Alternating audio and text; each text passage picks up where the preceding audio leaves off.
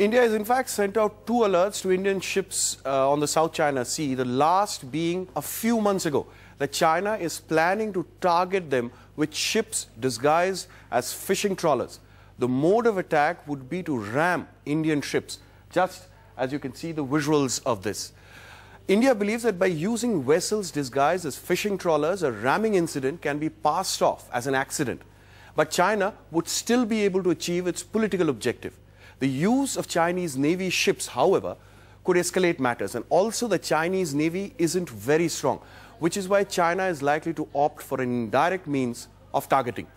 Also, India believes that China has a huge flotilla of ships disguised as fishing vessels and hydrological data collection ships, which are being actively used to target ships of other countries. In fact, the visuals that are playing here is that of a ship which rammed into a Japanese Coast Guard ship. Similarly, a Chinese fishing ship also threatened to ram a survey ship of the Philippines this March.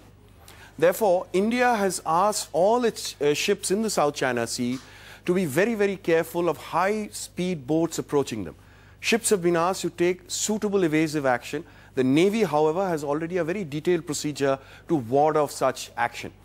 And the background to this is that, India feels that its oil prospecting ships, or the ships that go out and explore oil in the sea, are the most vulnerable. India is exploring oil off the coast of Vietnam, and China has already lodged a very strong protest and insists that India should immediately stop the exploration. Right, well, Sudhiranjan Sen and Nidhi Razdan now join me for more on this. Sudhiranjan, I'll ask you first, really. We're talking about very specifically Chinese aggression or assertiveness, as you might want to call it, in the Indian Ocean area, the South China Sea area. Really, in terms of the boundaries, the maritime boundaries, how far can India go in keeping China out of these waters? Well, Maya, that's one of the issues that India today faces, because there is Vietnam, which India wants to go explore. Vietnam also wants better ties with India.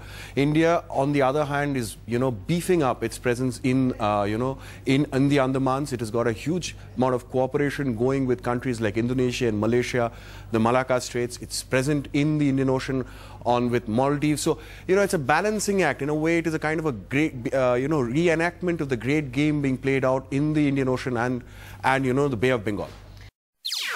NDTV's cricket app, Android and iPhone, fastest scorecard, special analysis and much more. Download free. ndtv.com/apps.